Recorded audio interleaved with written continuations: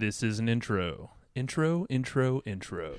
Hustle and Float Shark with your boy, My boy. Matt Wolf and Joe Fair. Hey. Oh, we're back. Hey, we're back again. We're back. You know what I like to do is I always wait until Joe's like not ready to record. And then I just hit record and I go, hey, Joe. And then Joe like has to run over to the microphone really quick and be like, oh, we're recording. Yeah, almost stepped on your dog in the process, man. Yeah, well, that would have been your fault.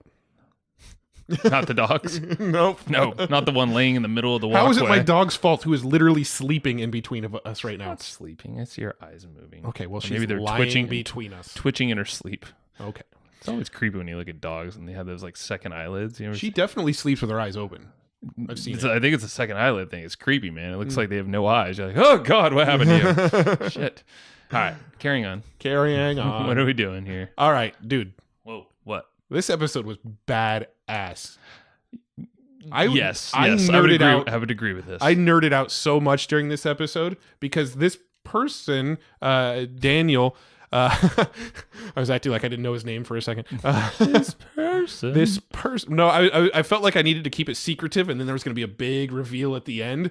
But I don't know they clicked why. on the name of the title of this episode. I know. I'm pretty sure. I'm like, why am I doing this? But no, we've got Daniel Daines-Hutt on the show today, and in this episode, we talk, I mean, the big concept is content marketing, which is our world. This is where we operate, is creating killer content that facilitates the sale of a product and growing our list and all of that stuff off the back of content. Mm-hmm. And so going into this call, what I was expecting was like sort of like a process, like a content marketing strategy to get content online and grow your list and sell stuff. And we did. We got a lot of that. What I wasn't expecting was a deep understanding of all the psychology behind why all of it works. Yes. And that was what was so killer about this episode was, you know, a lot of the stuff he was talking about in the content marketing world, some of it is stuff we've done, some of it is brand new stuff that we need to test.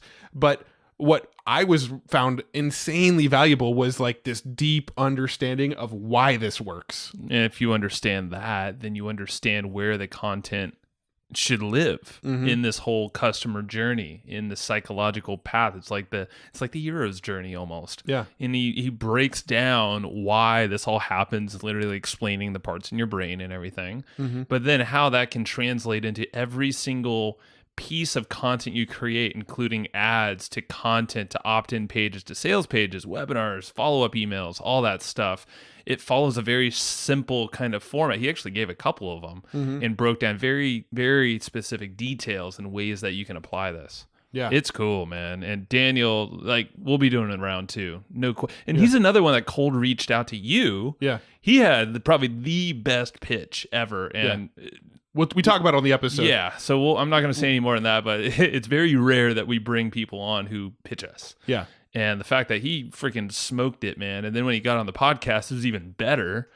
But, and there was a lot of stuff we didn't even cover. And make sure to check out the show notes on this one, by the way. Yes. He lays out some amazing tools. He lays out, there's a couple of articles, or at least one of them.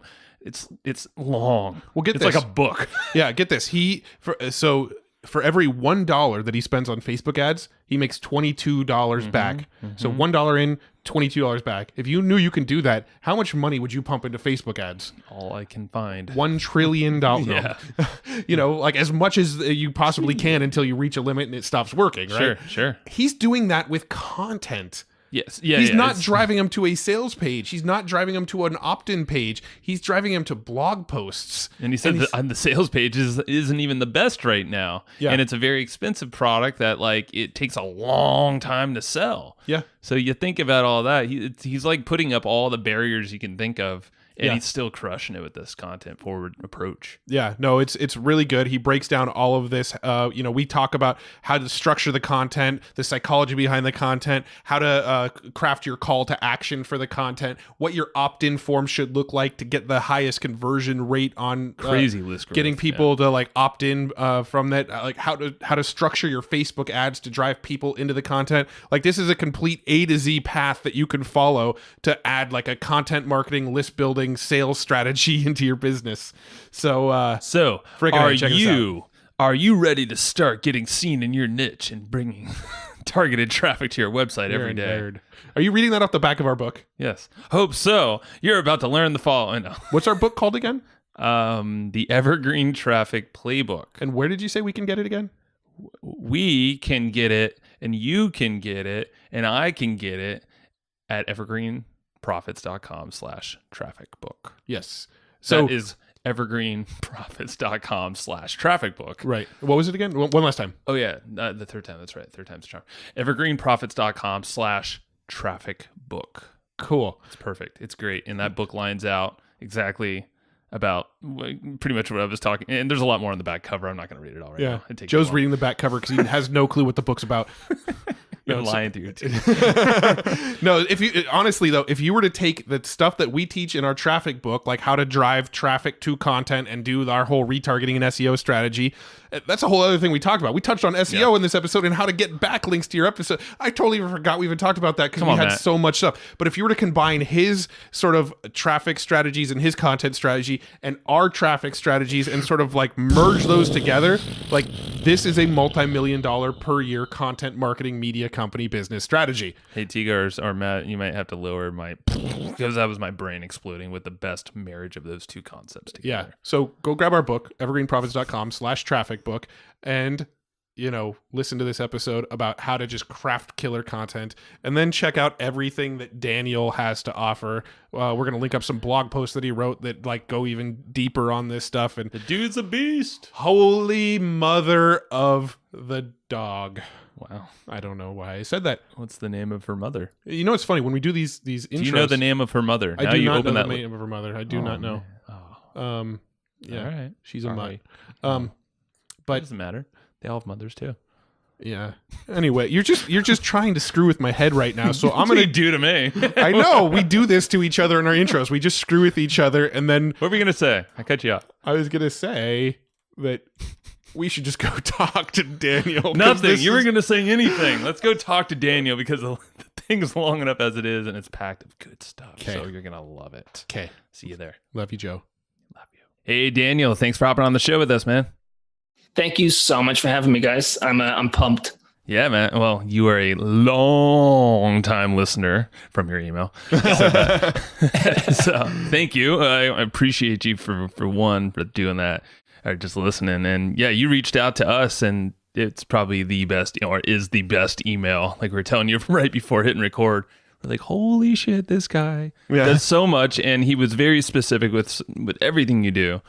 And the fact that you're a listener is a no-brainer to bring you on. Yeah, I mean, well, from the email that you sent, we were kind of talking about this before we hit record, but the email you sent, I got the email, I read it, I went, man, this guy he's got his pitch down, and I sent it to, I forwarded the email to Joe, and I said, hey, I'm booking this guy.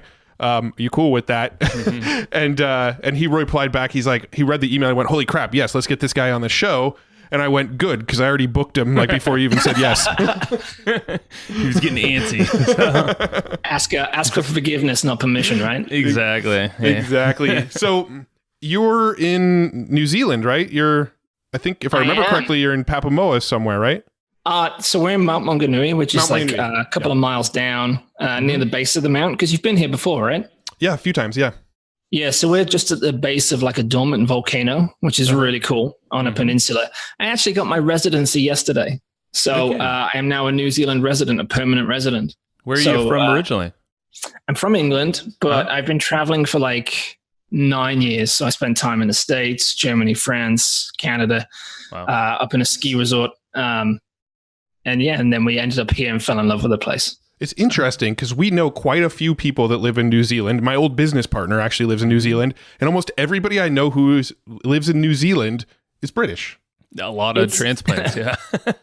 Papamoa, they call it Pomamoa because there's so many Poms, English people there, which is kind of crazy because the price of a house up there as well, you can get like a 3-bedroom with a swimming pool for what you pay for a flat kind of like further down. Sure. It's much cheaper land and things. But it's a really unique place because there's so many like hustlers in this one town. Yeah. Like some of the biggest clothing companies in New Zealand, they all live here, like the owners. Some of the biggest software companies, they're all here.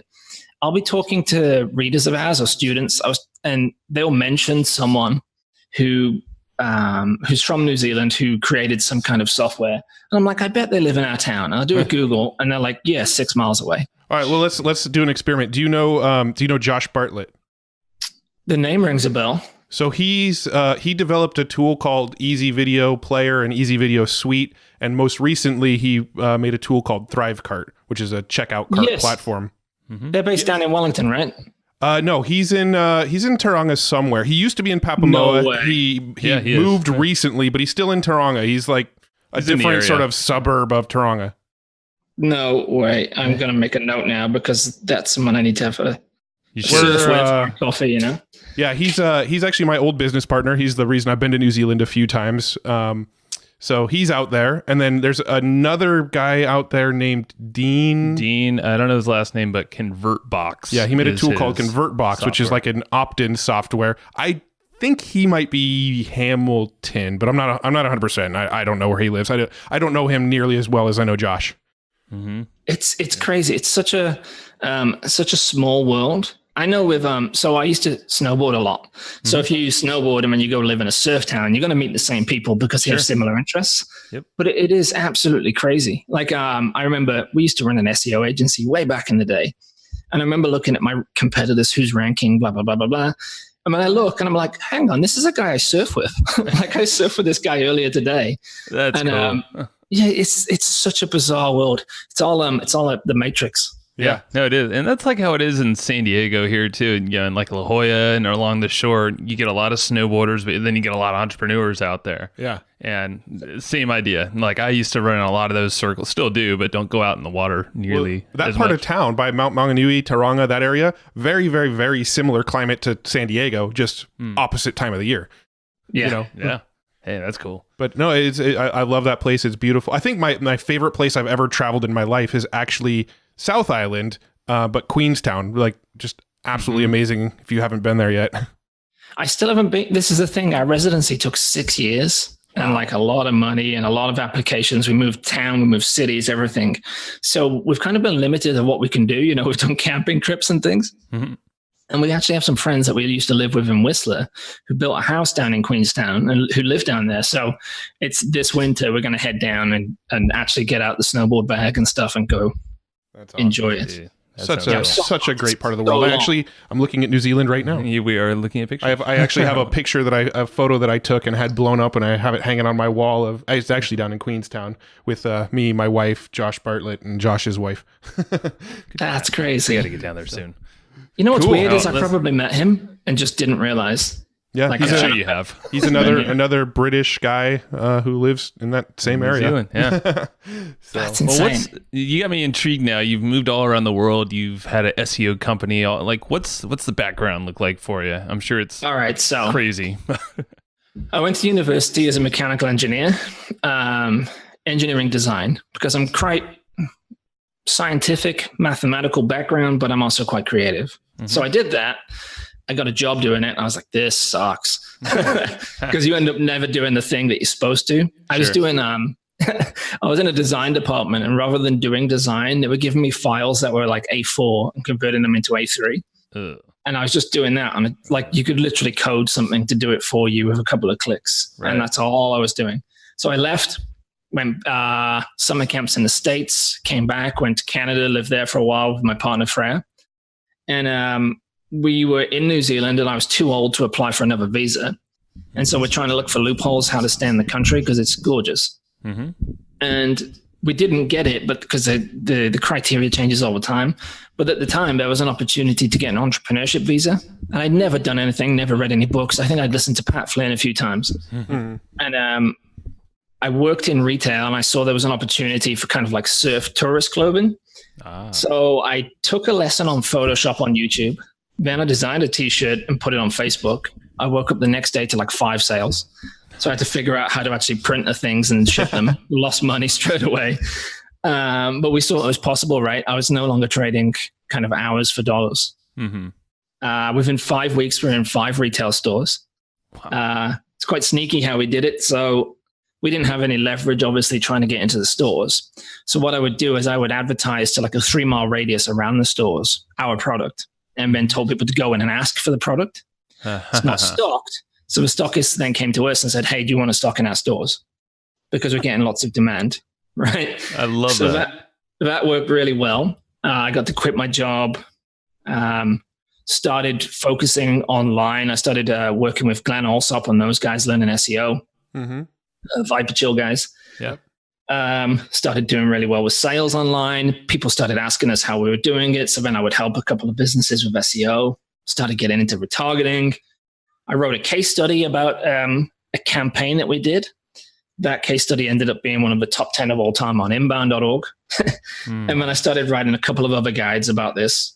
I learned a lot about direct response, quite empathetic with people, I think, from the years in retail.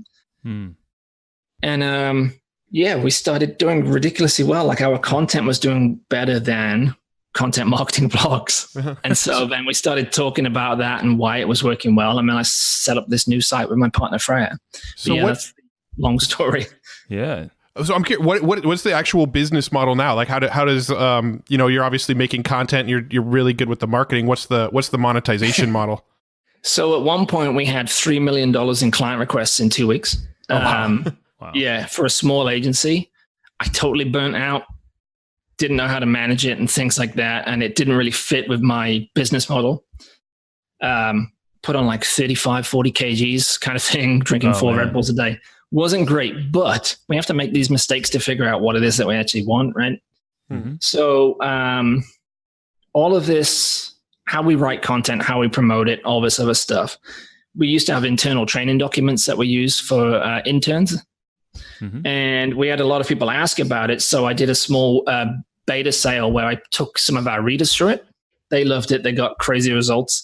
So then I improved it and we turned it into a product. So now we just blog and get traffic. And then we accept members onto this course, basically. I do a little bit of consulting now and again, but it's not cost efficient. It's more beneficial for me to do stuff on our website than it is to do it for someone else's. So... Yeah, and that's similar to like us. We used to kind of go out. We did the agency route for a while and experimented like crazy, and just like no. And then like you build this machine, and then if you just hone in on your own machine and feed whatever you're pointing that to, then you're gonna freaking crush it way better than dealing with clients and all this other external stuff you don't really control much. Well, we had this thing when we were running our agency where we had all these clients, and we just charged a flat monthly retainer. We were their content marketing team, and we charged $5,000 flat monthly retainer just to manage all their content and making sure there was consistent release schedule and the posts were getting amplified and all that kind of stuff.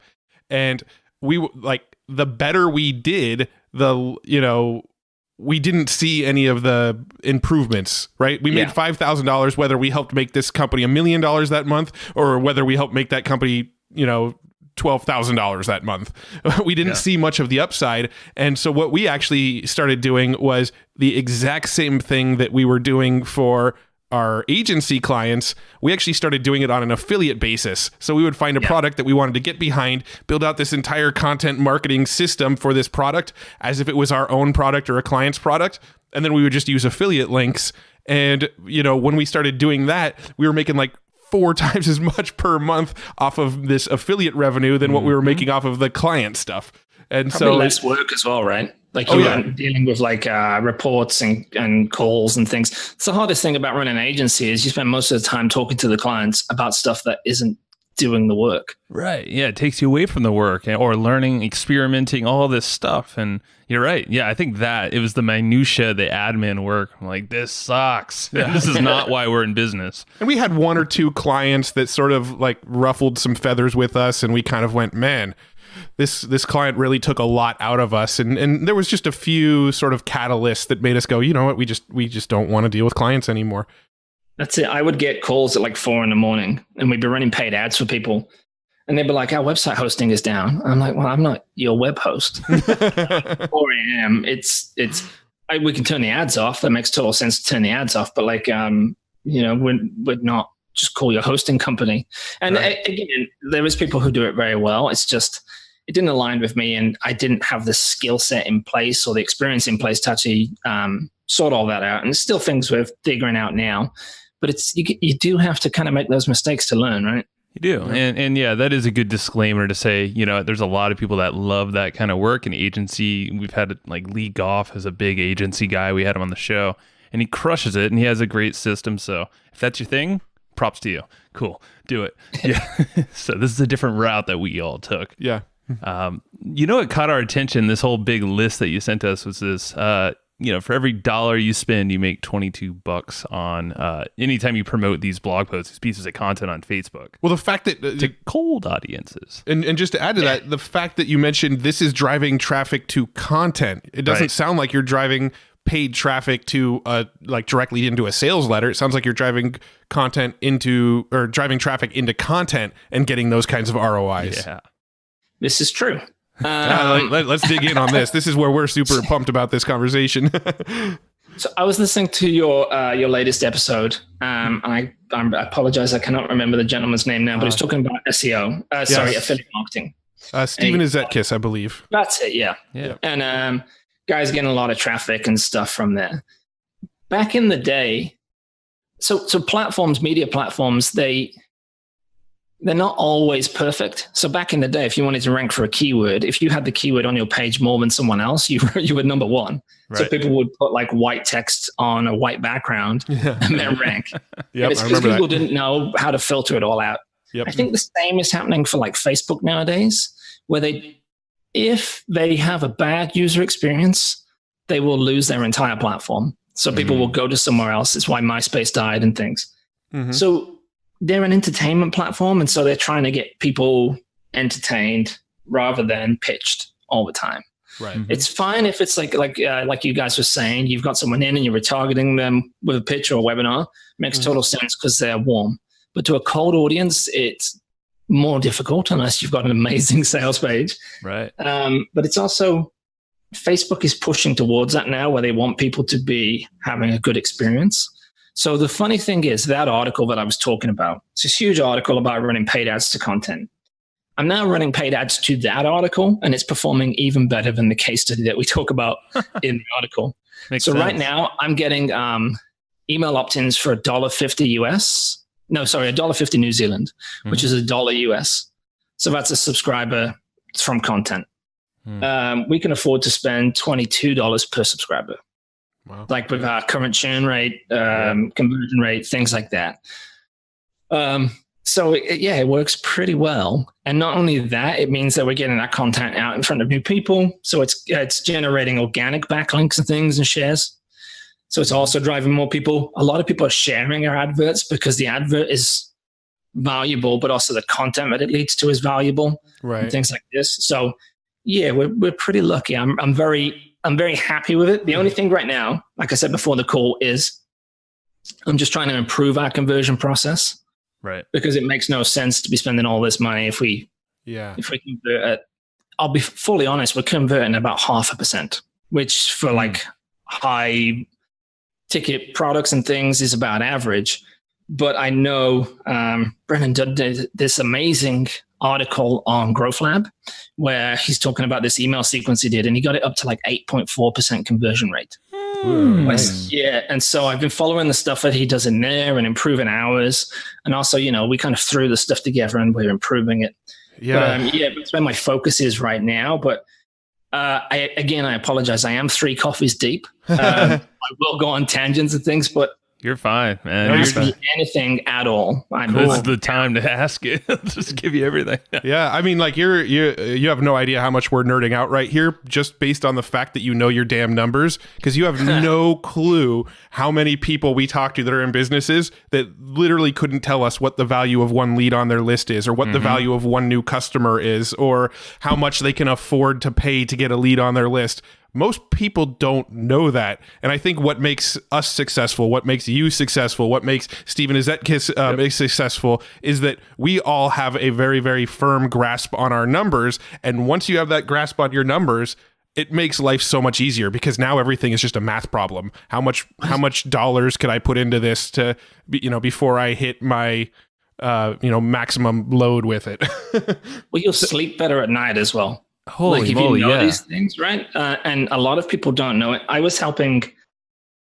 So I go to the gym in the middle of the day. You end up having conversations like, do you not have a job kind of thing? How can you come to the gym in the day? And I tell them what they do, and I end up helping with some Facebook ads. these guys turned their ads off that we set up, and we looked at it, and they were actually making $17 for every $5 spent. And then 10% of those people will convert into a year membership at like $1,000. So I was like, you're actually making like $300 right now for every dollar you spend. But because they didn't know the math, and because they got scared that they're spending money, and yes, their sales are coming in, but they're like, oh, this could be, I put a flyer at the local supermarket, or I did this, or I did this. I'm like, no, these people came in, they clicked, they paid through the website. We see the ad to the button to this, and a lot of people are in that position. They don't know what a customer is worth, and they don't know how to measure the performance of an ad either. So they don't know, I'm trying to think. I want to say Waitrose, but it's not. There's a guy in the US who set up a supermarket, and he said, like, half of my advertising is working, but I just don't know which half. No, right. I've heard this. But you don't have that anymore if you study direct response. If you actually measure, for people who don't know, direct response is kind of it's about the psychology of getting someone to take an action, and then it's the math of measuring how much it costs for that action to be taken. Right. So I'm curious, how did you arrive at the number? Because we're in the same boat where we know exactly what it's worth to us to get one new person on our list. We know that for every one person on our list, we make about $50 off of between 50 and 100. Actually, we did a few models, and various models came up with different numbers, but it was between $50 and $100, which what either number is still pretty. We're happy either way. So I always kind of err towards the lower end, but we know we make about $50 per person that is on our list over the lifetime. So that's like, we might recoup that over 12 to 18 months, but the lifetime value of one person just joining our list is roughly $50 plus. Now we came to that number because we use a tool called Wicked Reports, which constantly spits out all this data for us. I'm curious how you come up with that number. It was quite simple for me because we only have one offer, and we only have one method of people buying. So that helps. We have people who become subscribers, and then if they subscribe to a specific list, over time they made an offer. So if I know the number of people coming into that offer and how much they convert, and then I know the cost of how much it got to get them in there, we can do those conversion rates. That was a terrible example. So if I know how many people it takes to make a sale, and the sale is worth X, then I'm like, okay, well, per person, I can afford to spend that much amount, kind of thing. That's basically what it is. And reverse engineering it's how many people do I need to make one sale? Which at one point, if it's 0.5%, that means I need 200 subscribers to make a sale. Okay, well, how much is the value? And that means how much I can afford to spend per subscriber. And then I know how much I can afford to spend per visitor because I know how many visitors turn into subscribers and things like that. So it helps me measure different traffic channels and see the benefits. So it's very basic pirate maths. I think they call it pirate methods. Yeah. No, that's good. That's better than most people. And that's probably the best way to start, to be honest, for anybody. Because the fact that ours is a little bit more complicated. We sell a ton of different products and other people's products. So we can't track it perfectly. Hence why we do a little conservative estimate on ours. But and that's why we use Wicked Reports. Gets us really super targeted into all these different marketing channels too.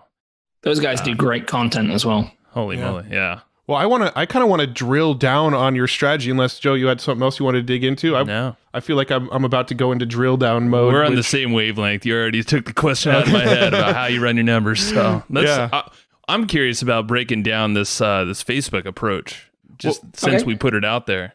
Well, so I'm trying to think of the best order, because I wanted to dive into like the actual mechanics of the content and the opt-in and everything that goes onto the page you're driving them to. Okay, first, but then I also wanted to dive into the actual like Facebook advertising side of things and kind of break it up into those two parts. So what makes up good content, how you capture them on your list and follow up, and then after you get that foundation laid, how we drive that traffic to it? Exactly. Yeah, okay. I feel like those are kind of the two sort of areas that we can really deep dive in. So too easy. Let's start with the content. Yeah. So what makes good content? I'm glad you brought it up. So our big thing is teaching people how to leverage content. You got to promote it basically because it's a faster ROI usually, but it's a compound ROI.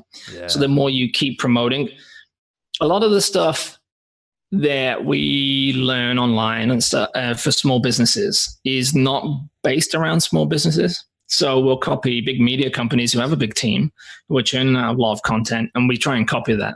Mm-hmm. But we can't keep up with the volume, and we can't keep up with the quality and things. You're better off, if push comes to shove, promoting a post that you've already got than writing something new, because it goes out in front of new people instead of just entertaining the people you've already got. Mm-hmm. So a big thing, if you want to succeed, is obviously the content has to be good, because if you promote it, no one is going to care. But it's not just that. It has to be effective. So every article that we create has a specific opt-in method. We call it a hyperspecific next step offer. My lowest opt-in rate is 17% of readers, and my highest right now is 86%. So 86 out of 100 readers of that article will become a subscriber. Wow. That's insane. That's really, really impressive. Yeah. Well, the industry standard opt-in rate is 2%. Right. Yeah. We're getting about 7%, between 7 and 8% on our content opt-ins. Right. And we thought we were kicking butt with it. Well, the thing is as well, like as you scale and you get more traffic, you're going to get more people who aren't quite right for your offer or your content. They just kind of found it and they bounce off and whatever. Sure. So that 86% opt-in is for an article that's only had about 600 readers so far. You know, it's quite new, but it's got 550 subscribers from it, kind of thing. Yeah. So that will drop down, and it'll probably, on average, most of them are about 20%. The reason it works so well is the content is very effective. It's very valuable. It's very actionable. So people want to share. They build a lot of trust around you. And usually it's building desire to take an action. If we think of content, there's two types. You've got entertainment and you've got education, basically. Mm-hmm. So a lot of media sites are doing entertainment. This is what happened this week. This is 10 things Batman taught me about SEO, blah, blah, blah, blah. Uh-huh. Yep. Whereas educational content is usually someone has a pain and they want to change it. So it's a transformation. Mm. A lot of people don't have calls to action at all in their content. And I apologize. There's a truck coming past, so there will be a bit of noise. Oh, you're good. Yeah, your mic's good. Didn't even pick it up. Oh, okay, sorry. So a lot of people miss a call to action. They don't have any call to action.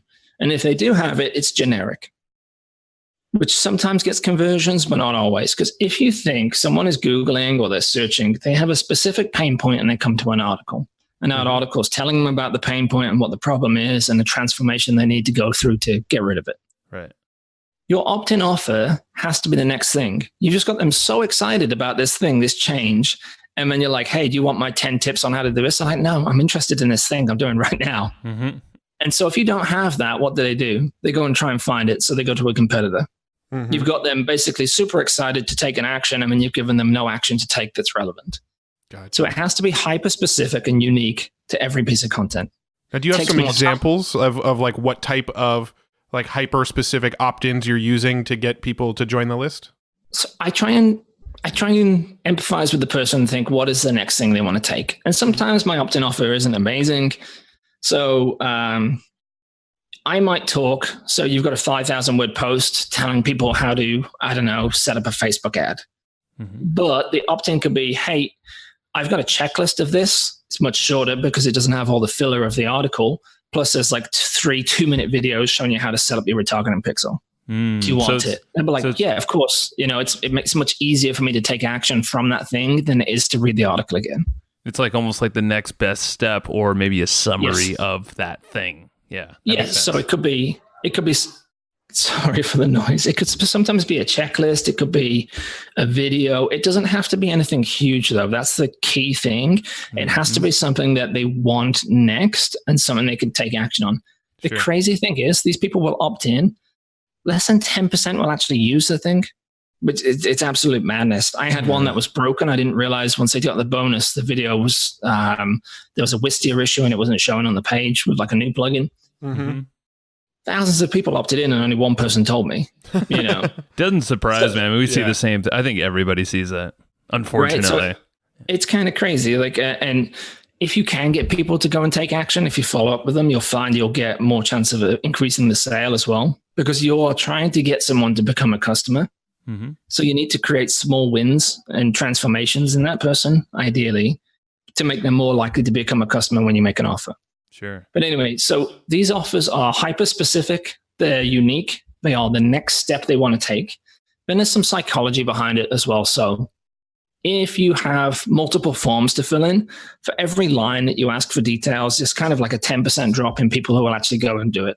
Mm-hmm. So the less forms you have, the better. So I only ever ask for the email. Yeah. Mm-hmm. Crazy thing is, once they've given the email, if then you ask for that information afterwards, something like 40% more likely to go and fill it all out. Yeah, because they've already done it. Investor Carrot, a blog, went from something like 17 forms to just one.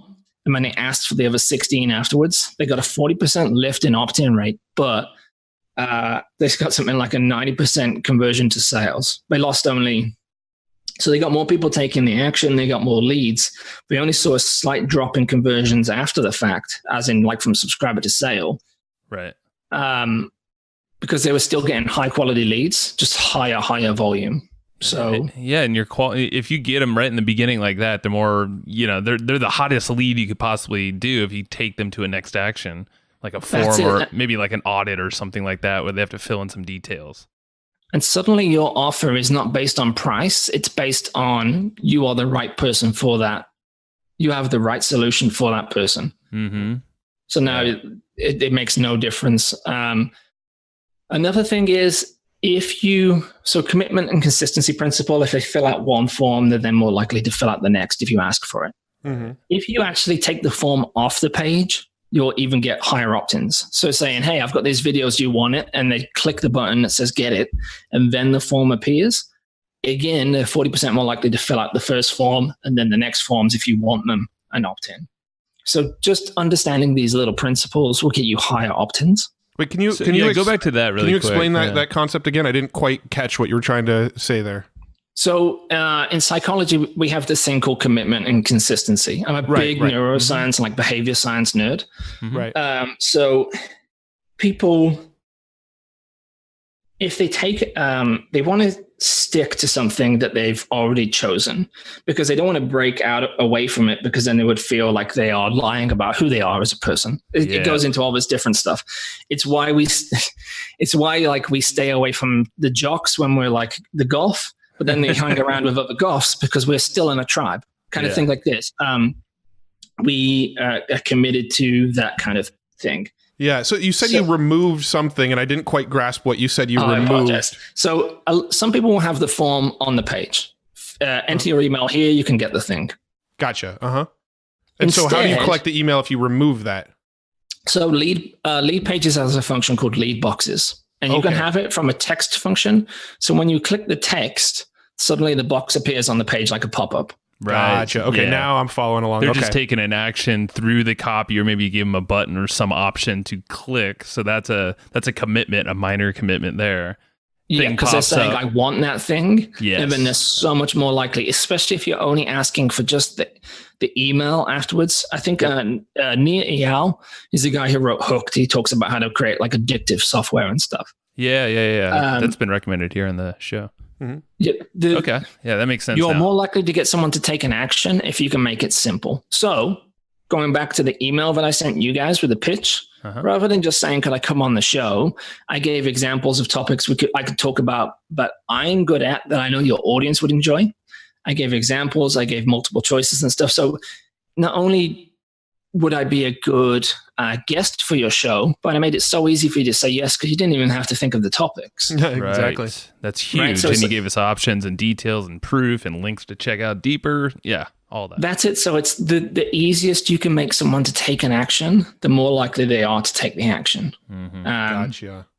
I really nerd out on this stuff. Oh, yeah, trust me. You're speaking our language. This is where we operate too. You know, our content marketing strategy is really 90% podcasting and like 10% written content, but we pretty much follow a fairly identical model as far as create a ton of great content, give people something unique to opt in for. Every one of these episodes that we do on our podcast, we make what we call an episode companion, which is essentially cliff notes from the episode. Mm-hmm. So super, super ultra relevant to what they just consumed. And then that's exactly how we're growing our list as well. Well, and it's totally psychological, like you were describing. Everything along the path of how they discover us to the point of them actually purchasing something from us. Everything in between is a very congruent path. It's segmenting, and it's based off of their actions. So it sets you up for an easier win, if you just line out your whole process that way. Yeah. Well, now, I'm curious about the actual copy of the blog post. I know you mentioned like you can use sort of existing blog posts and just kind of work with what you have as well. But how do you infuse persuasion into it? Because I'm a strong believer that if you're putting content on the internet, and you can disagree or agree, I'm curious on your thoughts on it, but I'm a strong believer that you have to have a very good blend of education and entertainment. If you're too entertainment focused and not value focused enough, people won't ever really see you as that go-to expert that they want to buy from. Yeah. Mm-hmm. And if you're too heavy on the education element, people will just kind of see you as dry, and that they won't buy from you because you're not asking them, you're not persuading them. But when you find that good blend of like, this is educational and entertaining, that edutainment kind of concept, once you find that good blend, that in my opinion is where the magic happens. So I'm kind of curious your thoughts on that, and also, what sort of elements do you make sure are in every blog post? So, all right. I totally agree. Everyone loves the clown, but not everyone wants to buy from the clown. To sell online, we need certain factors. We need to have authority. We need to have trust. It helps if we build reciprocity, as in the person already has value and they want to pay it back to us, things like this. Because there's an emotional disconnect between the two people and the computer. They can just literally just turn it off, and that's it. It's not like they're in a retail store where it would be rude to turn away and walk away, which some people still do, sociopaths.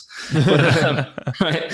So we have to build up these different factors, and I totally agree. So when I'm writing content, I have a final edit, which is for tone of voice.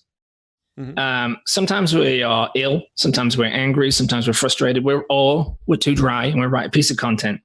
I will usually kind of watch like a comedy show. I might even watch Rick and Morty or something ridiculous to kind of like get myself in the zone where I'm kind of happy-go-lucky.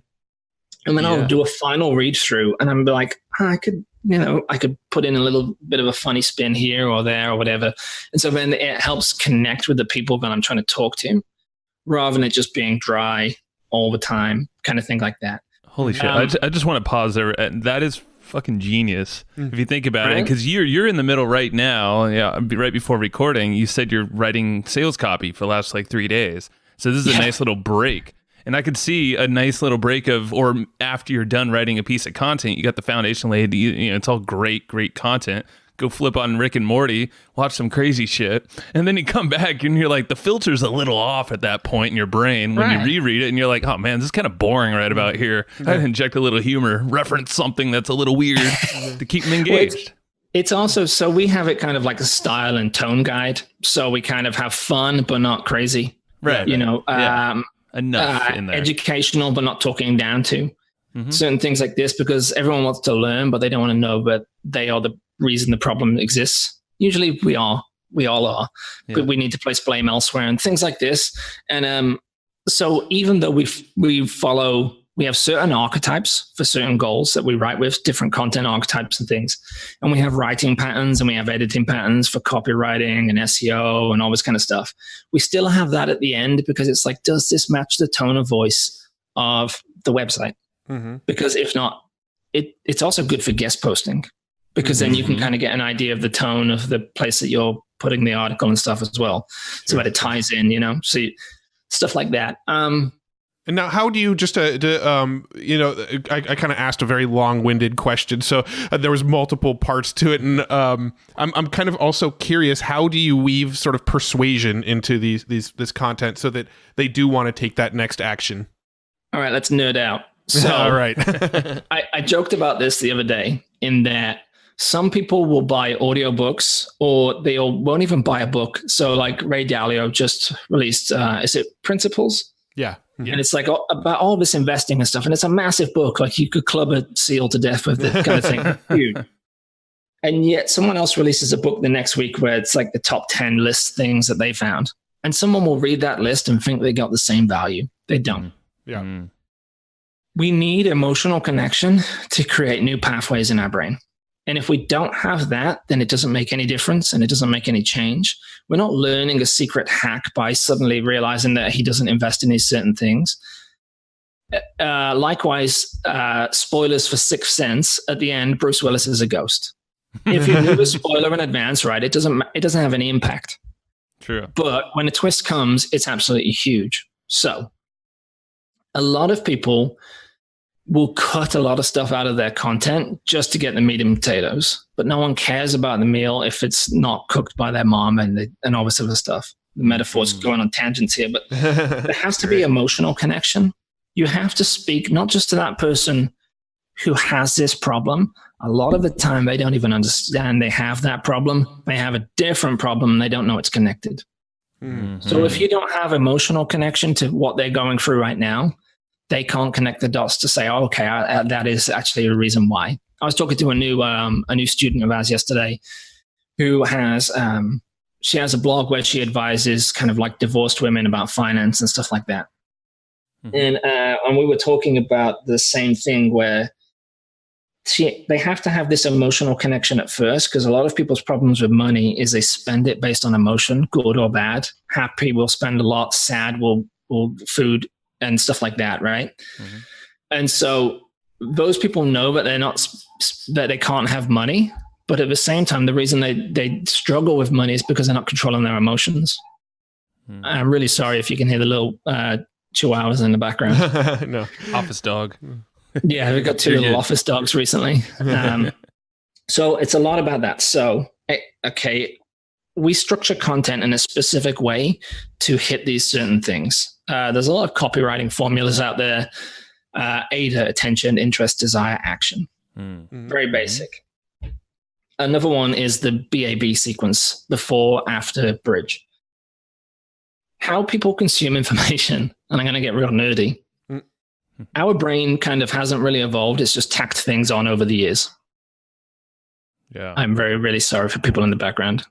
Oh, we can't even tell. So. You have a solid mic. Yeah. But yeah, it's basically like an onion. Yeah, like we haven't evolved really. It's just layer.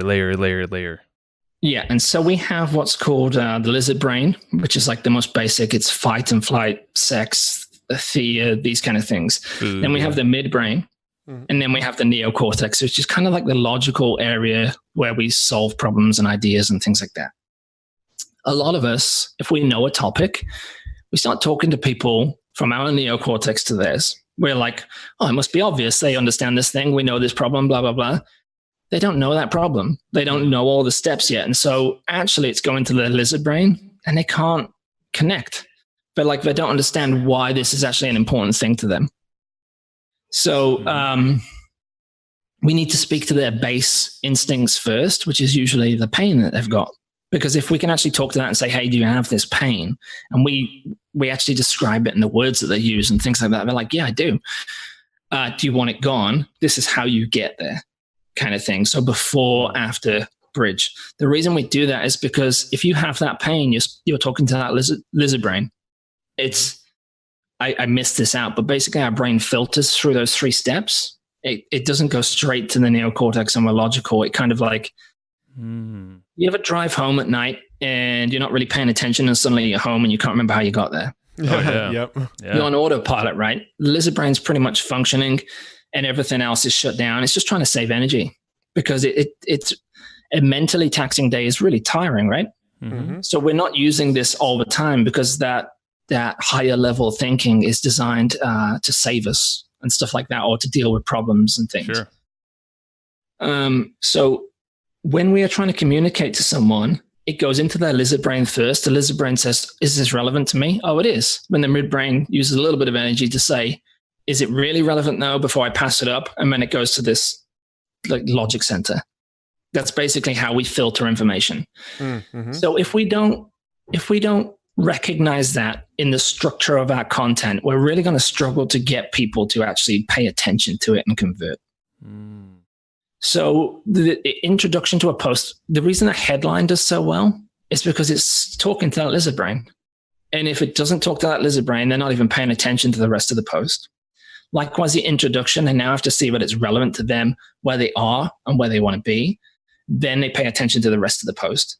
So if you just jump into a how-to of how to set up a Facebook ad, that talks to someone who wants to set up a Facebook ad. But if you talk to, are you struggling to actually grow your business online? You can't get enough people through the door, even though you've got the great product. They're going to pay attention to that. And then you can say how it's easier to sell online. And then you pivot to like Facebook ads. So it's basically like the difference of it makes perfect sense. Because you're pointing out the pain, which is the lizard brain, something that's an internal struggle. So it's like, compare that to someone like, I can, kind of like, not saying this is a bad example, but, $22 to 1, ratio ROI, like, here's how I run Facebook ads. And that's a little bit more tactical. It's like another step up, it seems like. Exactly. So I'm talking to people who are writing content and not getting the results they want. So it speaks to them, and it's also speaking to people who are running Facebook ads who are not seeing the same ROI. Yeah, so I'm appealing to those people. But then if you look at the article and you look at the first few sentences, there's a before, there's an after, there's a bridge. I'm talking about how life was before. And sometimes it's just a sentence or two to get them to read. I spent a lot of money. I wasted a lot of money. But now we're doing this. And this is how we got to that point. They're going to keep reading. There's a lot more to it than that, but it's almost copywriting psychology applied to content marketing. Totally. How we structure it, how like a sales page methods applied to the structure of a blog post. Stuff like that. I'm sorry that went on for so long, but no, this is fascinating. I mean, we're sitting here nodding our heads, just like really, really interesting stuff. I mean, we love the psychology angle and why things work. Like, we don't want to just hear tactics and go, cool, that tactic sounds good, we'll go test it. When you have the understanding behind why the tactic works, then it totally helps solidify it. And I think it's really, really valuable to share that, because we talk about content marketing a ton. We rarely talk about the psychology behind content marketing. Just think about how you can apply this. Like you just said, that sales copy and goes to content. Well, now you can apply this same concept to your opt-in or your Facebook ad and your email. Exactly. All this stuff gets affected. Now, when you put out the content, obviously you've got to speak to these sort of different levels of the brain and that sort of thing. How much of the content that you're putting out, how much of it is like actionable, usable content versus sort of selling the next step? Kind of 80% maybe. If we think about it, probably 15% is getting an emotional connection so they actually pay attention. Then it's 80% is all value, because I want to build trust, I want to build authority, I want it to be actionable. I want, if influencers see it, that they're going to link to it and things like this. And then the last 5% will be a call to action of some sort, maybe to the next step, or maybe to take an action that's tied into it, things like that. Gotcha. Now, do you have any, when it comes to the call to action, do you have any sort of like formula or like way you typically like to write the calls to action? I normally have like the HSO offer kind of near the top of the page after we've done that emotional connection, kind of as a pattern interrupt, because I want them to see, oh, wow, they actually have the next thing that I want. And it gives the appearance that the content is more valuable, because it's like there's also these added bonuses in this content if I want it. Then I have it at the bottom of the page as well. And usually for a call to action, what I have is they've read the article and they've gone on a journey. There's like a transformation, but there isn't, because they haven't taken the action yet. All they've done is read that post. So what I need to do at the end is recap where they are right now. Yes, they're excited, but you're still in the same situation. And if you want to not be in that situation, you need to take this action. You need to actually, it's not that difficult to lose the weight. You know that you can do it with this diet, but you've got to start the diet. So if you click here, you can get your food plan for the first 7 days, kind of thing. So again, before, after, bridge, I have to recap that pain, because I think Derek Halpern talked about it, but there's 4 types of customers. I can't remember all of them, but you have like the skeptics, the warriors, the procrastinators. So even those people who get all the way, and they all could be your customer, but the way their brain works is different. Like some of them will just jump on straight away. Entrepreneurs straight away will go towards pleasure, taking an action. A lot of people move away from pain. So it's the exact same offer. It's just you have to help them see that the pain is more real to get them to take action. Others I think Simon Sinek says, like, they'd still have a rotary phone if we let them. Mm-hmm. They would have never moved on to digital phones and things like this. So you have to kind of like get them to take action from there. So the pain has to be, you have to recap the pain, you have to recap the desire and what they've learned, and then ask them to take that action, which is the logical next step for them to take. Gotcha. Perfect. So, going back really quick to, you said the styles of content, you asked, it was about 85-15. Yes. 15% of that is to kind of just bring them in. Do you position it differently, like with your ads or in a funnel kind of format?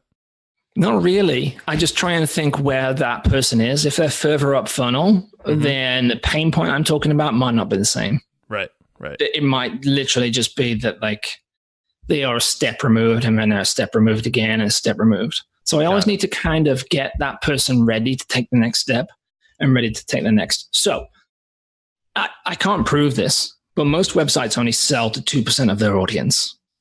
I think that's because those 2% are ready to buy. They've already answered all the questions and everything else. Right. The rest of them could become a customer at some point, but they don't fully understand their problem yet.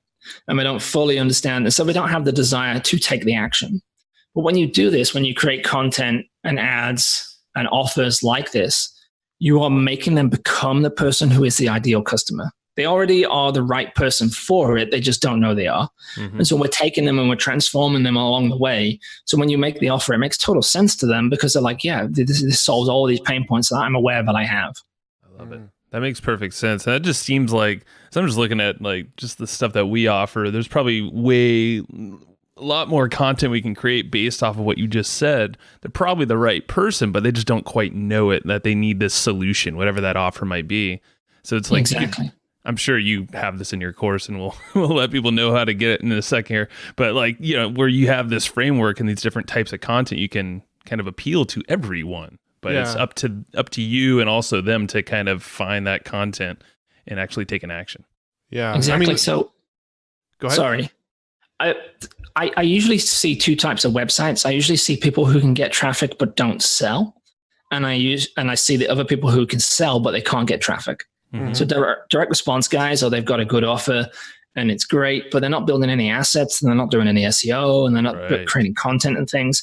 And then you've got the guys who are deep into content, but they want people to come to them, so they don't run ads and they don't make offers, and they're missing elements to make a sale. Yeah. So when you deep dive in SEO, basically you start to target larger keywords, which are higher up the funnel.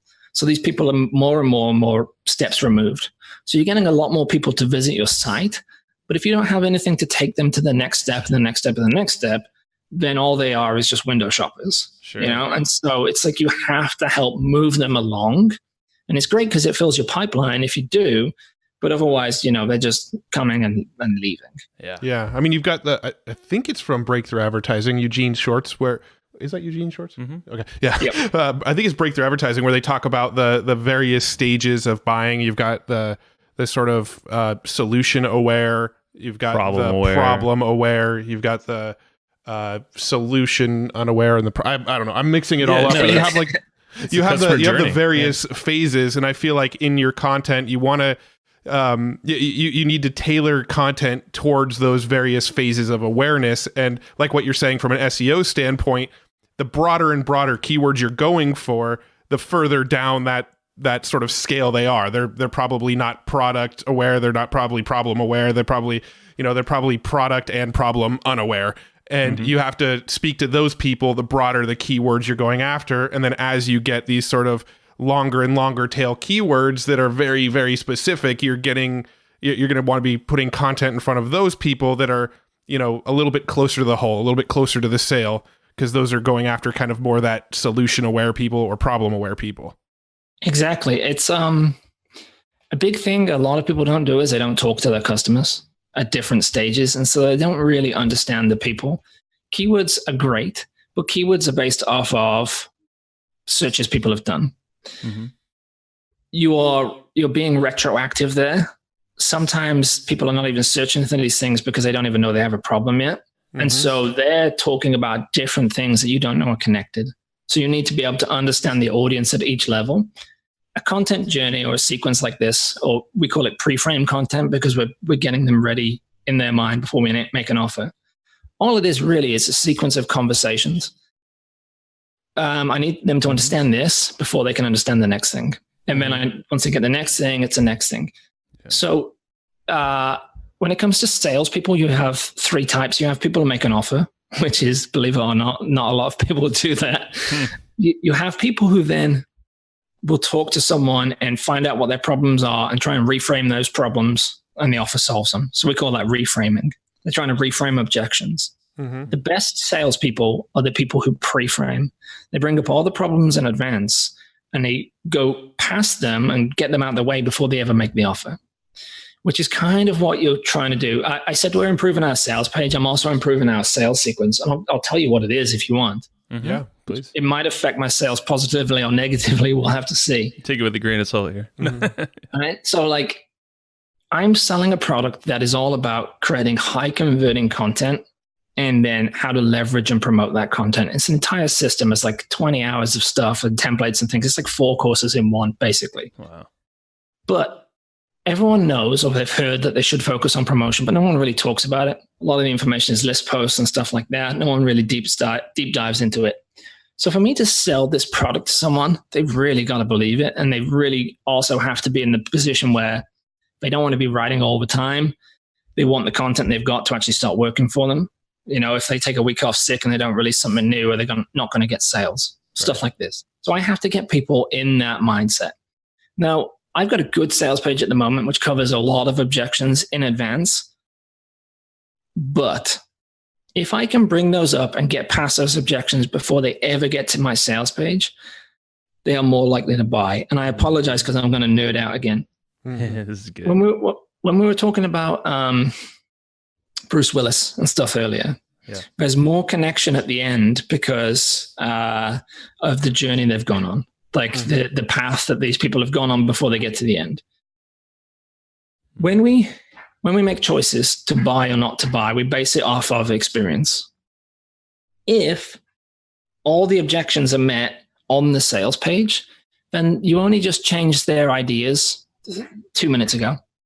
So when it comes to actually to buy, are they actually fully transformed? Are they going to say, actually, you know what, promotion is the key? That does make a lot of sense. I should buy this.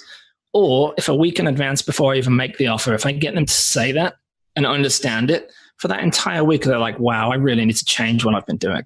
Then when I make an offer to it, it's the difference between trying to convince someone on the day, and I apologize, someone's chopping wood now. It's hilarious how many noises. You have like the most interesting place. You've had someone like breaking into a car or something outside, and I'm just it's like, I have no idea. It's usually super quiet at this time of day, which is why I book this time. And I'm just waiting for someone to come clean the windows or something, you know. Might as well at this point. Fix the roof.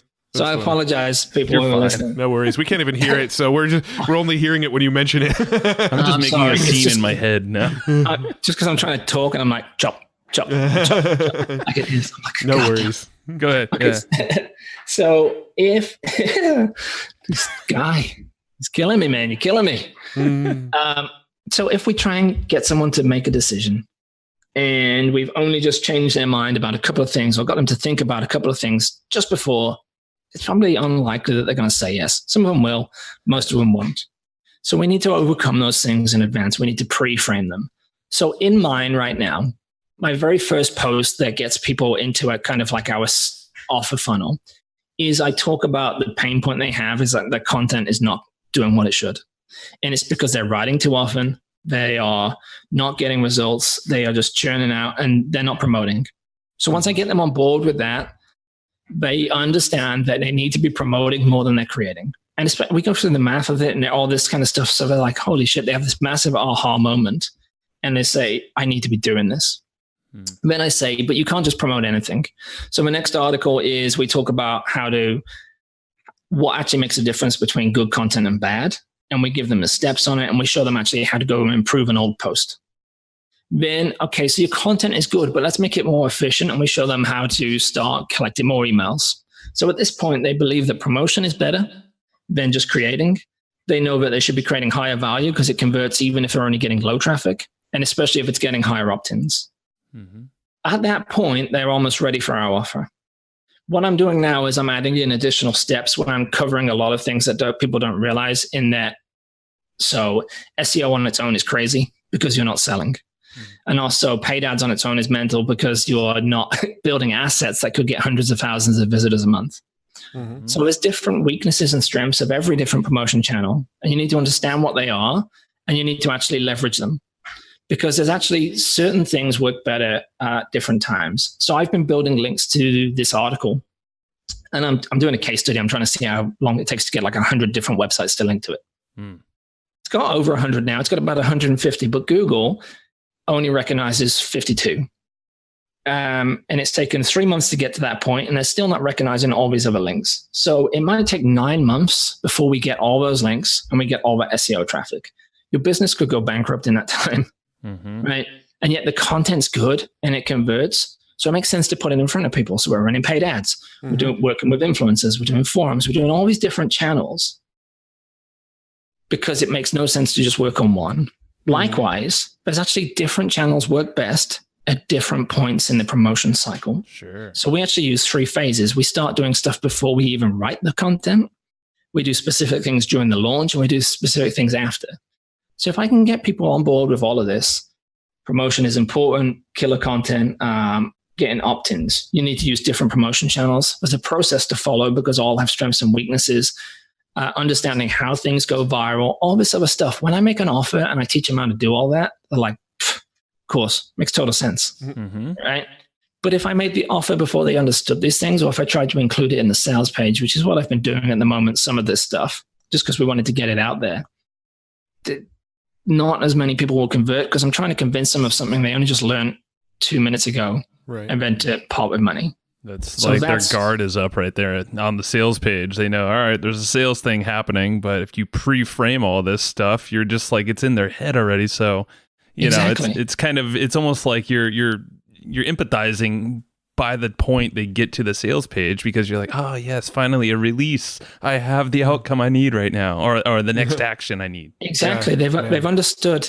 I couldn't talk about 3 phases of promotion at the start because that person doesn't even realize they have a content problem. Right. You know, so I have to they have to have these sequence of aha moments to realize and move them towards that thing so that by the time they get to it, they're like, this makes total sense. I wish you would have offered it to me last week. You're right. And there's so much. There's so much here that I want to unpack and sort of dissect a little bit.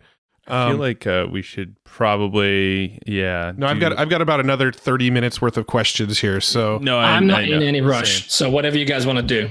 All right. So the first one should be probably a fairly quick question. I'm kind of sort of shifting now into traffic. I kind of talked about, you know, having sort of like a bit of a 2-parter here, but there's content psychology that was all really good. It's like a good foundational thing. So yeah, I want to touch on traffic. We probably don't have as much time to really dive into traffic, but I do want to kind of touch on a few things here while we have the opportunity. And I'm sure at some point in the future we can definitely do a round 2 and dive even deeper. But so first, quick question around like SEO. You mentioned you're trying to get 100 links to an article. I'm curious, how are you going around and getting backlinks? Because when it comes to SEO, I always feel like backlinks is something that people struggle with. So the content's good. So it's also a referenceable resource. So people are going to link to it anyway, because it's an asset. I'm also trying to find people who, here's the thing, when you write content just for your customer all the time, your customer doesn't have a website. And so they can't link to you. So it has to be something in there that appeals to people who do have websites, who do have the ability to help you rank. So that's a big part of content as well. We follow different outreach methods, different things. So coming on podcasts, for example, is a really easy way to get links because it's not a low barrier to entry, but you know, it only takes an hour and you've got a pretty good backlink. But it's even better because you can talk about the topic. So I can reach people who are a step removed, get them ready for the article, like we were talking about. So, and it also makes sense because if you are writing good assets, it makes sense to be going out there and talking about these things. It's almost like when you're prepping for a new book you've just written or a film that's coming out, you're doing like press tours, basically. There's a few other things. I have the email of a lot of blogs in my industry, and I can run paid ads to my content that only targets these people. So if they then read that article and decide to then write about it and link to it, that's okay. I'm not asking for a link, but if they can see that the article is really good, it's doing well on social and it's getting in front of people, that's a pretty good tactic. We're also, resource pages and things are very low hanging fruit. You can get links on as well. Doing outreach to other blogs in the space. I'm never asking for links. I'm always just trying to get it in front of people. And if a link or a share comes from it, that's great because these people are busy, right? Yeah. And we're building, I'd rather have the relationship than anything else. Yeah. Right. Now with, so you mentioned earlier, like GrowthHackers and inbound.org and some of those platforms. Yes. I don't really want to go too deep down that rabbit hole. I'm just curious if you have like some advice on like best practices there. Cause I know groups like that could be sort of finicky and they feel like if you're too self-promotional, even if the content's good, like a lot of times they'll downvote you just because they can tell you're promoting your own content. They're very similar to like Reddit, but niched, right? So I'm kind of curious, what do you have as far as like best practices or tactics in that area? So forums work. The way people use forums doesn't. So you need to become a member. If you get traffic from working in a forum, that's a bonus. If you are there and you learn about your audience and the pain they've got before it even becomes a keyword, it's very easy to write a piece of content about it that then becomes a trending topic. Because you are listening to the audience before anyone else. So you want to be in forums, and you don't need to be in a lot of them. You just need to be where they are. I call it the community manager method. Imagine it was your own community. It was your own Facebook group or whatever. Treat it with the same kind of respect that you would. So you want to be in there. You want to be listening to people. You want to be providing help. You want to be linking to resources that are not just your own, and things like that. And you want to do it way in advance of you ever promoting anything of your own. Because marketers will go like, oh yeah, forums, they go in and then they get kicked off. Yep. And it makes no sense. It's an asset that can send you traffic, but that's not why you should be there primarily. Right. You should be there instead adding value to the community because they will, I can't remember who wrote this, but forums don't like marketers, but they don't mind other members who are marketers. That makes sense. Yeah, no, I mean, I feel like that most people's approach is, I just made this content. I need to market it. I'm going to go hit all the forums where this is a good fit. Yet they haven't been a part of the community. They haven't engaged. They haven't done anything in that community. They just show up when they have something to promote, right? Exactly. It's like, I mean, we actually, we know people like that we don't hear from them all year. Now all of a sudden they have a launch and they go, oh, Matt and Joe are good affiliates. Let's reach out to them, right? It's kind of the same concept. Right? It's dealing with people at the end of the day. Folks forget once they get on a computer screen, you're still dealing with people. It's a big group of people. And now you're going to piss off a lot of them all at once. Yeah. So they're going to downvote you and probably ban you. Yeah. Same with like email outreach when they just copy and paste to 1,000 people. Like we said before the call, all you did, you just offended 1,000 people who are your peers, who have the ability to make or break your business. Like, what are you doing? Yeah. Like, it's absolutely insane. Yeah, and I want to ask on that outreach aspect. I mean, what are a couple things that you always do with outreach? Because you're doing it differently. It's a sniper approach, and you're not mass emailing and burning bridges left and right. We are doing kind of like high volume. We might send 300-400 emails, but that was from a much larger list. We are only sending to the people that it makes sense to.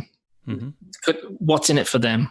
Why would they care? How can I make it real simple? How can I make it easy for them to say yes? The biggest one right at the start is like, these are the right people. Just emailing a marketing blog to say, hey, I've got this dog treat article. Do you want to check it out or link to it? No, they don't. Like, that's absolutely insane. But again, if you're an SEO blog and you're reaching out to a paid ad site and you're like, hey, I wrote this article, they don't care. That's not the topic that their audience goes there for. You need to have some kind of correlation, some overlap between the two, because those guys only really care about that topic if it's going to help their audience. They built up all this goodwill. We're not going to share stuff with them that makes them look bad, And even if it's good content, if it's not on topic, it's going to make them look bad. Yeah. You can tell when someone is paid to be on a podcast or something because it's like, what has this got to do with web development? Sure. It's a book about being happy or whatever, or something like that, Sure. So Okay, I want to do a real quick recap, and then I want to touch quickly on Facebook ads, and then we can kind of wrap up after that. But so kind of like a quick recap of everything we've talked about so far. And I'm actually more doing this to like clarify it in my own mind so that you can correct me if I sort of misspeak on this process. But you're going in and you're creating content on your blog. The content is, like 80% educational, 20% sort of warming them up, and then at the end sort of pitching them. You're kind of appealing to that lizard brain in the subject line so that grabs their attention and sort of sucks them in and sort of speaks directly into what that person needs in that moment. You suck them into the content. The content has a call to action. Typically the call to action is like a link. If you click the link, then it pops up an opt-in box, and then that sort of commitment principle kicks in and people want to follow through. Now, after somebody opts in, I'm assuming the process is there some sort of offer that they see immediately after they opt in, or are they being opted in and just going to more content that sort of pre-sells them some more? As I was trying to describe this, I guess I just kind of came up with another question, but what happens immediately after the opt-in on your site? So our course it's not cheap, it's about average for the industry, but that's, it's quite a big investment for some people, some businesses. So I don't offer it straight away. Also, we're at the disadvantage where not everyone fully understands what our product is or what it does because they don't understand the problems they've got. So in our particular industry, we have to kind of nurture them along. So we will send them more content to get them to the point where they say, I need this thing. Oh, guess what? We sell that thing. So that's how ours works. And we send them content. We try not to give them too much straight away because our stuff is really in depth. And I want them to actually consume it and think about it. So our sales cycle might be 45 days, which is not great when you're running paid ads at the front end. Right. But because we know our numbers, like ads I spend in January converts to sales at the start of March, kind of thing like that. And I know this, and I know what we can spend, blah, blah, blah. So that's how we do it, is we're trying to create the ideal customer who's ready, because if I offer them too soon, they're not going to buy. But not only that, I might scare them off, and this thing can genuinely help them. And so I'm trying to wait until they are the ideal person ready for this. If that makes sense. If I had other offers or cheaper offers, or if I had a book or something, I would offer it much earlier to recoup costs and also to add massive value, if I was discounting and things. But just because we have one offer and it's more expensive and it takes commitment of time and energy to do, we kind of do it like that. Makes sense. Yeah, it's leading with value. It's similar to what we do, even though our offers pretty dang cheap for most, and people were like, raise the price. We're like, nah. Yeah. But yeah, it's always value, value, value. There is an opportunity to take an action once they're ready. Yeah. But yeah, It's very similar, where it's always leading with different ways that it might be appealing to the lizard brain or some other objection or something happening in their business. Yeah. I mean, same concept. We do make it easy for them to buy at any point along the process if they're ready. But we try to have that same approach of, just lead with a ton of value, and when they're ready, they'll buy. So the last sort of rabbit hole is Facebook ads. I think a lot of people, us included, for a long time, we were really, really afraid to buy traffic to content. We had a strategy for a long time where if we're buying traffic, we wanted to buy traffic to a page that was going to lead to a conversion of some sort immediately, right? We were either driving them straight to an opt-in page or straight to a sales page. If we're spending money, we either want to be building a list or collecting sales. And only within the last year or so, we've really sort of changed that up. And now most of our paid traffic actually drives to content instead. So can you break down sort of your philosophy and strategy on Facebook ads, and then we'll kind of quickly dissect some of it and for sure, see where it leads.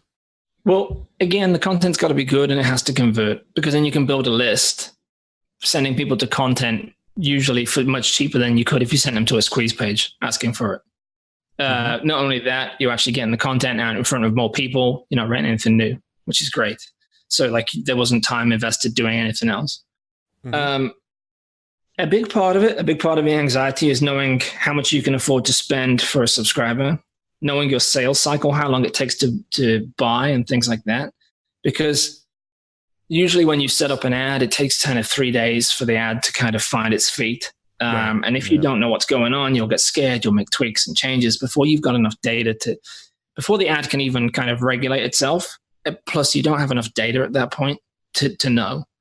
So you have to know the math behind it, because otherwise you're going to freak out, especially if you're paying in January and seeing a sale in March. Mm-hmm. You're going to go insane. And if I'm totally honest, it's probably why I paused our ads to, in quotes, improve my sales page, just because everyone gets nervous, right? Everyone gets anxious. We started spending a lot more on ads to start scaling it up. Even though I know the math is good and I know the conversions are good and I know the value is good, everyone falls to this. You know, we do stop. Yeah. So you have to know those numbers. You have to know like what it's converting at and all this other stuff. Mm-hmm. When it comes to the Facebook ad, because I'm sending them to content, I'm usually talking to people who are a step removed. Mm-hmm. Again, because if I could write an ad saying, hey, here's a blog post on how we get paid ads to blah, blah, blah. It's great. It's going to talk to people who are interested in that straight away. But if I want it to be even cheaper, I can talk to people who are a step removed and get them ready to understand why this is important. And then they click and then they read and then they subscribe. So I generally use long form content. And again, because it's easier to get someone to click or take an action if you've convinced them to take an action. You know, videos do really well. I'm not opposed to videos. It's just they take a bit of effort to set up. I need to tweak and I need to test. I need to test different calls to action, different introductions, different things. I'm better off getting a good converting long form ad that I've tested first and then doing the video from there. That makes sense? Gotcha. Yep. You prove it with the content. Yeah. That's it. Use the ad, the long form ad, but you've tested as a script for the video. Sure. You know, because then it might even work even better. But starting out, long form ads. So I'm doing copywriting psychology there as well. I'm talking to that pain point that's a step removed. I'm going through the issues. I'm helping provide social proof. I'm talking about the stuff they're going to get in the article. You can click across and go read it now. Gotcha. And that's all it is, really. We have a structure, and we talk about it in that blog post as well. We show you how to do all that. Yeah, and we'll link that in because I figured that's what we're gonna do either way is link that the URL. I don't know right now, but yeah, we'll make sure it's in the show notes. Yeah, and I believe this is a link to a blog post. I'm not sure, but I've got a link on our screen right now that shows how you generate $22 for every $1 ROI promoting blog post to a cold audience using Facebook ads. I think that's a link to an actual blog post, right? It is, yes. Cool. So we'll definitely share that up as well. It's like a 30,000 word 8-chapter post. That's there insane, you go. So man. We'll link you to his book on content marketing. Yes. It doesn't. This is the thing. You don't have to run paid ads to an article that large. The reason we did that is because we are in a competitive industry. We're fairly new. We wanted to come and kick the doors down. That's why we have that post. The example we use in that article is a 1,200 word article that we're running paid ads to. Gotcha. Cool. Yeah. So definitely read that article. So you don't have to everyone. start there, right? I'll quickly give you our testing process. Cool. So we're running long form ads because they convert. We are testing 4 major elements: the image, the headline, the subhead, the content, and the call to action, basically. The reason we do that, again, is because of the way the brain works. When people are scrolling through a news feed, first thing they see is the image. They don't read the headline. They don't read anything else. The image has to get their attention first. So if it fails to do that, they're not going to read anything else. So we do what we do is we run a very tight focus group of people who are ideal for the article, maybe 1,000 to 10,000 people. And we're not trying to get conversions or anything. We are just running for impressions to get this in front of people as much as possible. We're literally doing what marketing focus groups have done for years. Mm-hmm. Mm-hmm. And we are testing the image, finding the one that gets the most clicks. Then once we've got a winning image, we'll improve the headline because the lizard brain said, oh, this looks interesting. Is it for me? Headline says it is. Test the best headline, get more clicks. Mm-hmm. Then we go into the content because people don't actually read the stuff above the image until after the image and the headline has done its job. Mm-hmm. Right. We kind of like look at that, we look at the thing below, and then we scroll up and read the thing above. Mm-hmm. We're testing that with this really tight focus group so we know the people who are clicking are the right people for it. Because if we were testing it with like random people who are, yes, they're responding, but we might be attracting the wrong people, if that makes sense. Mm-hmm. We might be getting clicks, but we might be getting clicks from people who could never be a customer, stuff like that. Right. So we improve all of that and we're testing. Once we've got the best version, the best variation, and we will also test one element at a time because to get enough data points, you need to test each variation. And if you were to test every single image, every single headline, every single call to action, you have something like 42 different versions running all at once. Mm-hmm. And you need 10,000 views on each of them to find an actual statistically significant winner. Mm-hmm.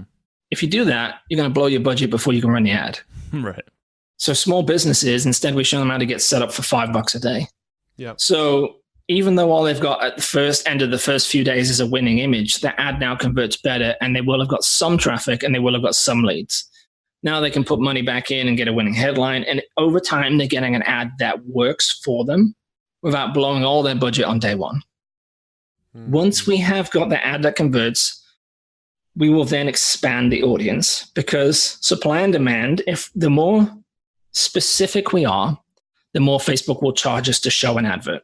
Mm-hmm. So if we're getting super niche, it's great early on when we're trying to find the right people to get response from. But if we were to try and scale the ad at that point, it's too expensive. Mm-hmm. That's why a lot of people fail with their ads. So we will go much broader. We might say just people who are doing content marketing. And we go for a larger audience. Now, because we know the ad works with the ideal people, Facebook is going to start showing it to a large group, and those ideal people are going to start responding. We know because the image, the ad, the copy works well with these people. Facebook tracks that. They use a machine learning AI, and they say, hang on a minute, these people are really enjoying this. Let's stop showing it to the people who don't enjoy it and start showing it more to the people who do. Mm-hmm. And so then the relevance goes up, the price goes down, and ironically, the advert is now showing to more specific people, but without charging you to do that. Cheaper. Does that make sense? Oh, yeah. It's like learning phase spikes in the price a little bit, and then you basically tick all the boxes from that Facebook wants to see, and then it goes down. It's a lot more profitable. Well, our ad right now is getting leads for $1 each. Before that, they were $3, they were $4, they were $6, things like that. But for the longer the ad runs, the cheaper it's becoming, which is crazy because it's learning. How long is that process for? You said obviously 3 days is typically the learning period for, giving an ad. But is it 3 days that you're seeing that whole change, or is it like a week or so? Honestly, if you're testing and you've got a low budget and you're just testing one thing at a time, it might be like 20 days. Okay. Because you might find a winning image on day 3, but if you haven't, just run it for another day. Is it a winning image come up that is statistically significant? All that means is you have enough data points that Facebook is saying, if you were to scale this to 1 million people, it's still going to work the same way as it does now. Mm-hmm. Rather than you only showed it to 10 and it did really well, it probably isn't going to work well if it goes to more people. So that's all we're trying to find. We're just trying to find the math behind it to make sure that it is, on average, going to keep working as well as it should. Mm-hmm. So when we're showing people how to A/B test, because primarily I'm talking to small business owners who don't have a huge budget, it's getting them like an ad that is gradually getting better and better and better over time. And then now it's out there and it's getting cheaper and cheaper and cheaper and more results over time as well. Mm-hmm. Very cool. So, dude, that is awesome. Yeah. It's pretty cool. Yeah.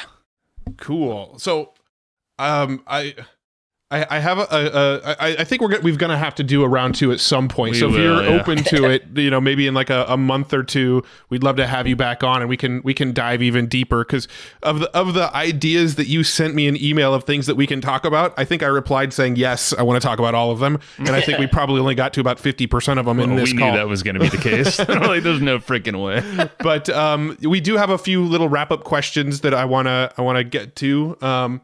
What does your tech stack look like? What tools are you using right now to kind of build all this stuff out? We don't use a huge amount. Mm-hmm. So I have Photoshop, which I've had for since we started the clothing company, basically. Mm-hmm. So I haven't paid for that for years.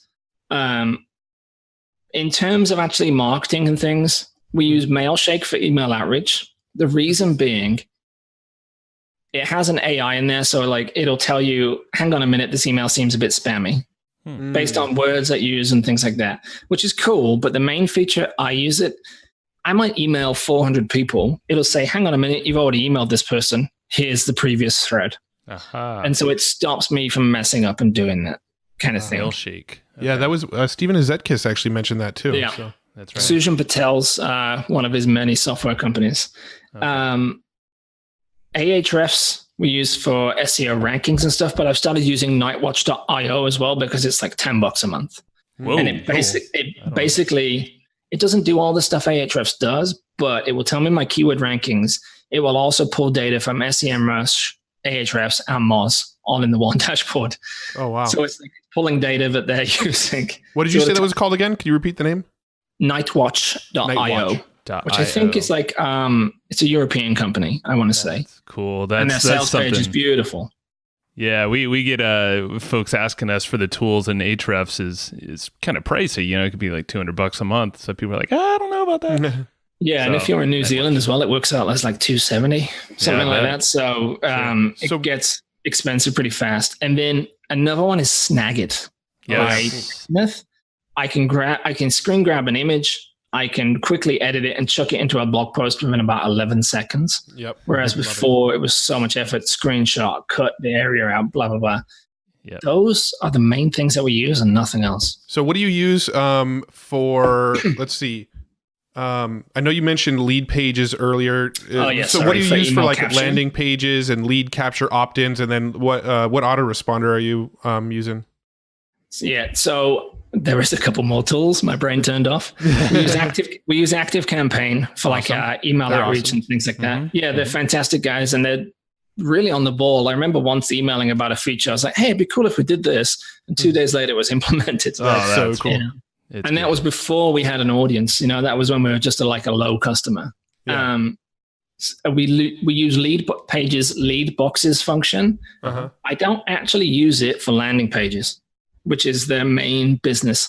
The reason I use it is it works, and it works all the time. I've used other options that are a one-time fee and they've broken. And then I've been sending traffic to a page and it's not converting, and it's because the damn function isn't working anymore. It's like the worst. And so it's worth the money to pay for. Yeah, so that's why I use it. We actually use one called ConvertBox, which was made by one of your neighbors. It is a one-time fee right now. They're sort of in like a beta pilot private launch thing. It's been crushing it for so us. So it is a one-time fee, but it does, it's purely like opt-in boxes and slide-ins. It doesn't have all the page builders that Lead Pages has. Might be something you want to take a look at because we're loving it. We some of the stuff that it had built into it literally doubled our conversion rates just by like turning on an option that they have. So really cool functionality inside that one. Yeah. Yeah, I always joke that if I started a software company, that's the first thing I would build because it would cut down my costs each month. Well, that's the thing. It's also a simple thing, right? It's the little levers swing big doors, like you were saying. If you could just improve your conversion rates, your inputs. Like if you can improve your conversion, the machine in the middle, your freaking outputs are going to be way better. And that's all in your control. It's so cool. Cool. Do you have any?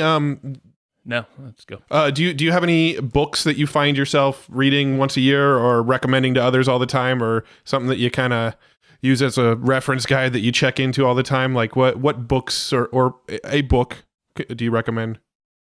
The Obstacle is the Way. Ryan Holiday. Yeah, it's a great book. Good one. It's a book on stoicism, but I find it's really good if you're struggling in business. It's also really good if you're doing well in business. So you don't make silly decisions and things like that.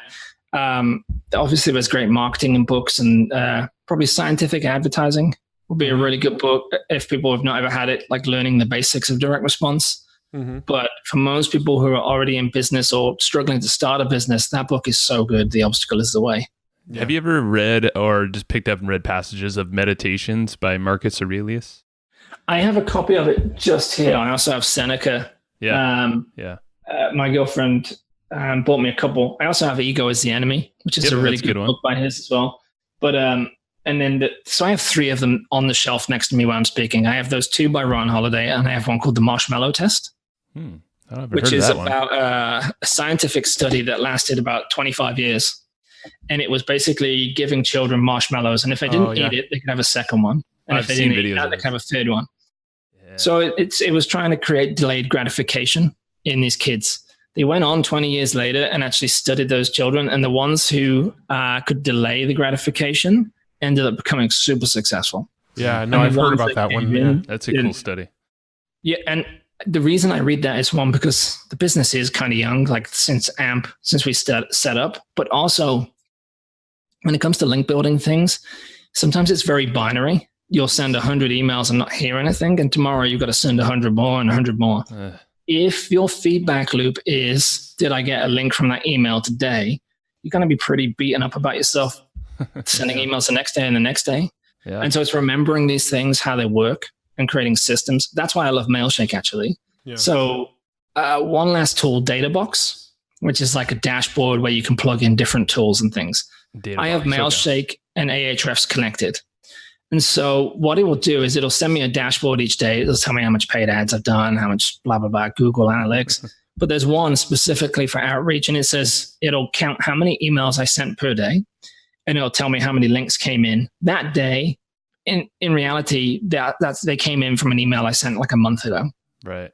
But my main deciding factor is, did I send X amount of emails per day? So as long as I keep tracking that and I keep ticking that box, the links are coming in, and I can see that I'm getting a positive feedback loop that keeps me doing the action. Yeah, it's all about consistency. Yeah, I mean, in the game that we play, especially since all of us are big into SEO as well, we are in one giant patience game. Oh, 100%. It has to be. And then it turns into your biggest, free traffic reach, or any traffic. Like for us, it's become our number one traffic input. Yeah, is SEO. Exactly. And it wasn't always that way. Paid ads guy telling you about the benefits of SEO. You Exactly. have to be doing all these different channels. Yeah. Same, man. Yeah, we always talk about the paid ads, but it's really the SEO is that's the gold mine right there. For sure. Yeah. So, how do people dig into your course? Because I personally want to. I'll send you guys a direct link to where it is. But basically, we open it up kind of every 40 days or so. Cool. Because we don't want to offer it to people who are not ready for it yet. Yeah. And also because we take on, it's still in like a beta test. Mm-hmm. So we're finding out what people need and tweak and test and stuff. So we take on small groups so that we can get action from those guys, but also we can say, okay, well, what else do you need? And we can add stuff to it. It's just going now into kind of like live public big push, but I'll send you guys a page. But if you subscribe to any of our content on our site, on ampmycontent.com, eventually you will get pushed to an offer for it. Perfect. Awesome. So everybody listening to this, go check out ampmycontent.com. Make sure you get on his list, dissect what he's doing, read his content, understand why the content is the way it is. Hopefully you should have a better idea after listening to this. But, and then get the course when you're ready for it. And then get the course when the course is available. So it's all at, we'll over at ampmycontent.com. Is there anywhere else you'd want to send them? Any sort of social media accounts that you like people to follow you on? Anything like that? Not really. I'm quite hard to get hold of. I'm a big believer in deep work. Yep. So I cut out a lot of distractions, and and also from like, before bad habits, you suddenly realize what actually is moving the lever. Yep. Go to the blog, you're going to get the most value. Yep. And I just said, dude, because the last guy we had on said Deep Work is absolutely the best book that's like changed his life just because of shutting out all the shit. It's all the fluff in life, all the noise. Neither of us have read that book yet, so I think that's it was already on the board, and that's why we pointed it. We're like, Jesus, okay, we really got to get that now. Is your Kindle account connected to your email address? Because I'll just buy it. I believe mine is. It's not my personal address. Yeah, it's a different email address. Yeah. Well, just send it to me afterwards and I'll get you guys a copy. My gift to you. You're too cool, man. That's awesome, man. All right, Daniel, we're going to do a round 2 because I know we just have to. Yeah. We're just going to keep nerding out and it's fun. And I hope that everyone else loves it too. I'm more than happy to come and chat. What I would love, I don't know if you guys have done it yet, but I bet if you tweaked your opt-in boxes, like we were saying at the start, I haven't checked, I bet you would get an increase in conversions just from what we were saying in this episode. It'd be cool to then see it afterwards if we did like a follow-up. 100%. Dude, we're always for, reporting results, things that we've tested. Any ideas you have, we're more than happy to make some changes. Too easy. Yeah. Perfect. I love it. Cool, man. Appreciate you, man. This has been super fun. Thank you very much for having me, and I hope people enjoyed me yabbering on. 3 coffees deep and wood Yeah. chopping in the background. It's definitely kind of like petered off now. My brain is very Nice. All right, buddy. We'll talk soon. Thanks, everybody, for listening to this episode of the Hustle and Flowchart podcast. Before taking the time to listen, we want to give you something a little bit special. Every single episode that we do, we actually have somebody on our team take notes. We basically have a Cliff's Notes version of every episode where you can go and find all of the tips and tactics that they laid out, all of the resources that they laid out, all the good stuff from this episode. We actually have a nice simple notes version that you can find on our website. So go to evergreenprofits.com, find this episode that you just listened to, and give us your email address and we'll send you the notes. Thanks for listening. Go get it. Wiki wiki.